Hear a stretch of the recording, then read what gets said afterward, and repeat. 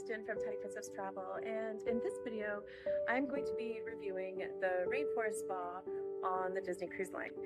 Specifically, right now I'm on the Disney Treasure, so I'm going to be speaking to the Disney Treasure Rainforest Spa, but there's a lot of overlap that might apply to other ships too. The most important thing to understand about the Rainforest Spa is that it's basically a spa service. You book it through Census Spa, and the Rainforest Room is located within the spa. This also means that your Rainforest Pass allows you to use the Census Spa change rooms and lockers as well. Inside the change rooms, there are Census Spa products that you can use, and there's also a steam room in there as well. The Rainforest Spa has steam rooms as well, but you can use the one in the change room too. There's a waiting area, which you don't need since you're not waiting for a provider to come meet you, but you are welcome to the tea and coffee in here, water, and fresh fruit. There's more of this offered in the Rainforest Room as well. From the change rooms, you walk down a long corridor that takes you way to the back of the ship. You use a plastic armband that they give you to swipe your way into the room. You return it after each visit.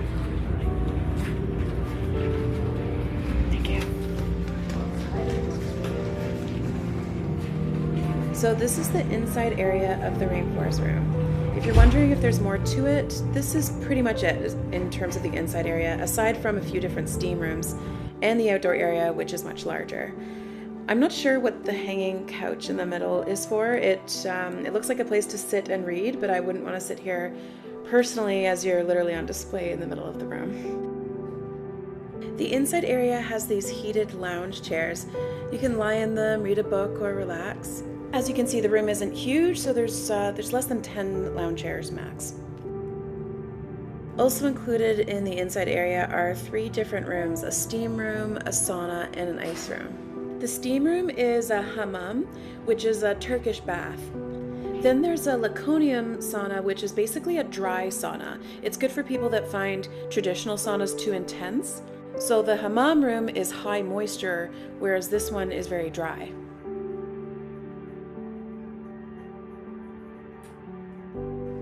And then this is the ice room. It's not that cold in here. It's cool, but not freezing by any means. I could comfortably sit in here for a good chunk of time before I even feel cold. It's a nice addition to the whole hot and cold routine though. Now I'm going to show you the outdoor area. The outdoor area, aside from the sauna, was my favorite. It has a bunch of comfy places to sit.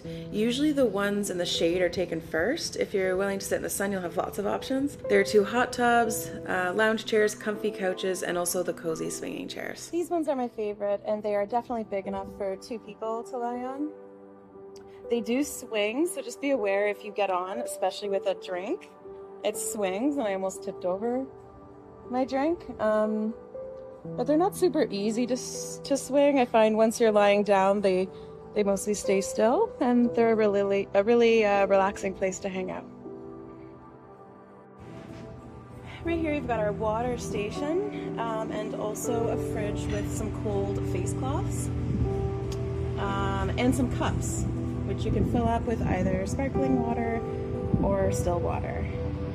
I do find that they could have been better about stocking up the towels because there's only a few left, and same with the drinks. But yeah, I've never not been able to get a towel or a drink. I've never done any spa treatments on Disney Cruise Line other than the Rainforest Spa, so this was kind of the big splurge for us. We decided to buy a full pass to the Rainforest Spa for our 7-night cruise, so I went in it almost every day. So I'm gonna tell you the pros and cons and what I thought, and help you decide if it's worth it for you to buy a pass for your cruise. So one possible con is that the Deck 6 walkway is right over the outdoor area, which means you see people walking there all the time and they can easily peer right in. Of course, most people don't usually do that, but it's just not as private as you might think.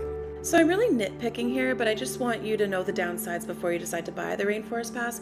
So for one, it can get busy in there. I was always able to find a spot, but it usually was just 1 spot left or something like that.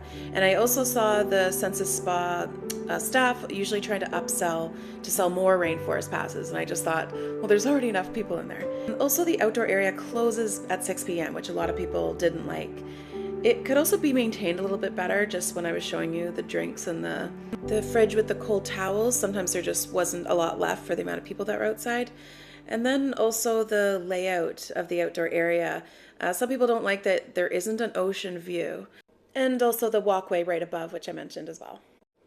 Am I glad that I got a rainforest spa despite these downsides? I honestly am. I don't have a spa like this at home to go to, so even though it wasn't the best spa in the world, it was still really nice to visit every day, to be honest. I think one thing to consider with the Rainforest Pass is what other spa treatments are you doing?